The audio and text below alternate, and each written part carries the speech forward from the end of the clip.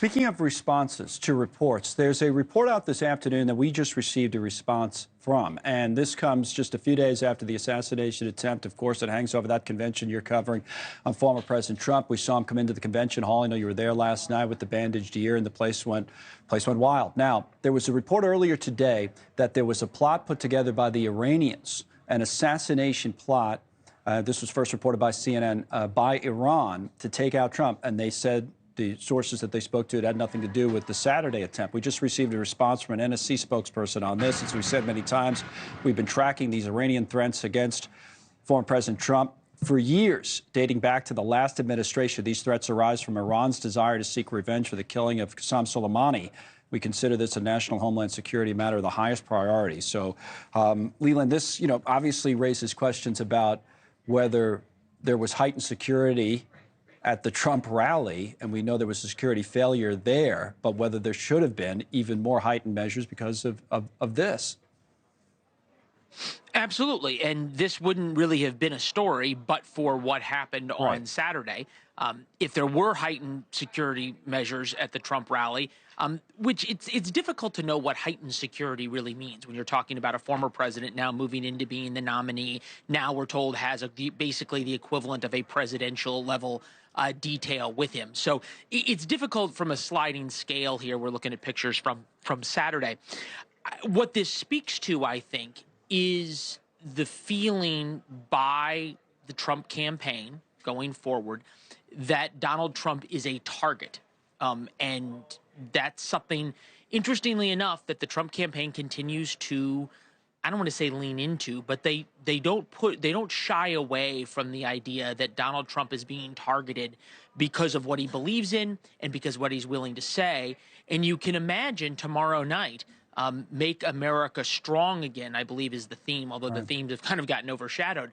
But they're going to lean into that he killed Qasem Soleimani. This isn't something that they say, oh, gee, it was a mistake and we're trying to make nice with the Iranians. They lean into the idea that Donald Trump is being targeted domestically by the left and internationally by other countries as proof that he is the man to lead, because if he is making our enemies angry, that's a good thing. You wonder, though, what kind of changes they'll make in the campaign schedule. I noticed already that the next rally that's on the schedule, which I believe will include Trump and his running mate J.D. Vance, is an indoor rally in Michigan. So, for example, I wonder if some of these outdoor rallies, at least for the time being, will not be taking place with all this going on.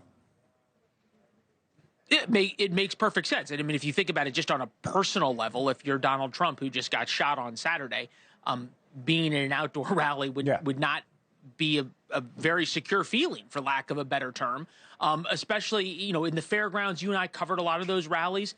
They're sort of popped up in fairgrounds in relatively rural or exurban areas, sometimes suburban areas of America. And from the Secret Service perspective, if they do have to have this increased level of security, then doing it inside in arenas is a lot easier. And I think this speaks also to the relationship between the Trump campaign and the Secret Service, which historically has been very good.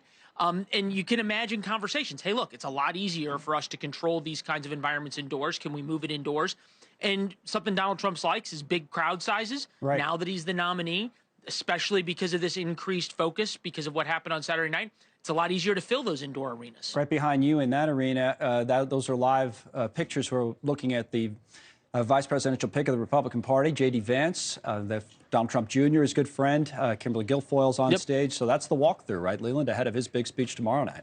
So, excellent point, Connell. And thank you for pointing it out, because I missed it behind me. We're blocked by some of the state signs. But I think what you pointed out is most important. Is there is Don Jr. with his friend J.D. Vance. And there's a lot of reporting now about how J.D. Vance was not necessarily Donald Trump's first pick, and it was Eric Trump and especially Don Jr. That really pushed their father on picking J.D. Vance. You see this walkthrough. So they come, they look at the stage, they look at the podiums where the teleprompters are going to be.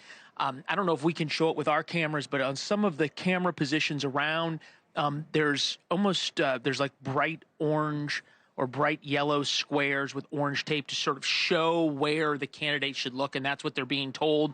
There's a huge teleprompter right in J.D. Vance's and the speaker's line of sight just over there. Thanks so much for watching. Just go to joinnn.com to find News Nation on your television provider. And don't forget to click the red subscribe button below to get more of News Nation's fact-driven, unbiased coverage.